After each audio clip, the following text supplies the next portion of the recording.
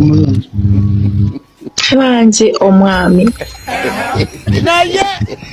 leka atubeera ensibuko y'abalungi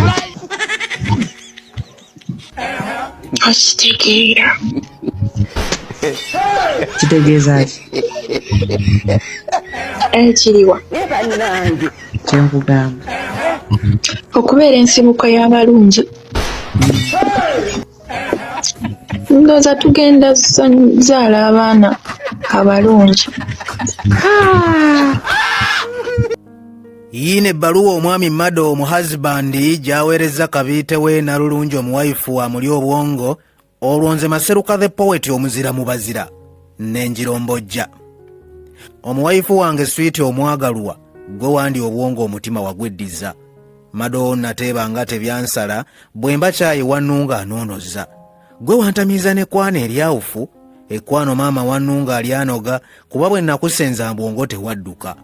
Ebiiso byo nga bimmalamu n'endoba obintunuuliza nzenna n'enjebaayeba ndooze yakutonda yamanya bwensula gw'ate n'akuwunda n'akamogo kaabula. Laba bw'onyiridde n'okirako ettungulu wabuulukuka ng'empafu eyayengera kyokka obumwa bwo bunsanyusa bwalama okuli obunnya bw'osekamu ne bwesima bwonna bwe mbutunulako n'enjala yeegoba. Wabula eyawunda bwe mulaba mmwebaza kuba yabumba n'akulamya n'akaza noonyereza n'awakyamuwambula. Omukyala gumira wano emmeeme tesseetuka kuba omutima nze nakuwa ogwefuge nasiima ggwe abajja onzaalire abakomentinga nti nno nsiibule nga tebaaliyo nga nkufuna omwagalwa.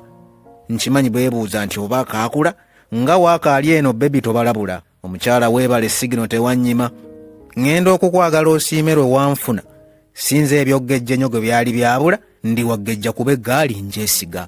Omulungi wa Mado walunga noonoza nzenna n'embirooto n'onnumba onkyalire omwami w'Omumado ndi eno Seebaka. Ye lwaki tojja n'ondabako n'empona ekkwano lyewala olimanyi terijjula ye nga nkusubwa nnyo omukyala Seebaka kuba onsumbu wa mbirooto nga bw'onsaaliza. Kasimayiro bwe nkalaba Seebaka kansensera mu magumba n'enjebaayeba. Abaakuzaala bwe mbalaba mbeebaza ye ng'ondi wala nnyo Sweet Sembera. Neesunga ne lw'olidde okundaba oggulewo ebisenge by'omutima neggame omponye obutiti obunsalako owootoba nkunywegerako ka haiti nkeefuge ebbeere ly'ettutu siitye kufumitwa abakomentinze omugambo gwetale njogera bino nno nga ndi mu keetalo ndi eno gwe gwe nninza ondagirire tugende mbakulu amakanzu geetale. Omukyala nze wammalamu nsonjose omwenya n'enzigwamu n'endozoolera leero bw'oyiringula ekikolo nyaabula osaanuula nze omubiri ne gwebuga ye nga Kasimayiro konkubisa tekakkutwa. Omwenya booti n'enkiraka azuukira mukyala enjuba ne bwetayaka nkwesiga wandivuganya n'omwezi walungiwa. Kale otukudde n'okirako ettungulu bebi nkusuubiza okukulaga ebyalema era ndi mu kkolodde nkuseseesese eby'okuyomba byagaana abyalema. Njagala ojjeeko obeera nfumbira kuba eddoboozi ly'oyogeza onsaasire liwoomerera tolyenkanya na ttungulu. Oyo musiki gy'ensula namwewala ddoboozi lyo lyokka lye njagala okwefuga. Leero akabina ak'endoddo tebyansala ndituula okwo n'endatta n'ennumya.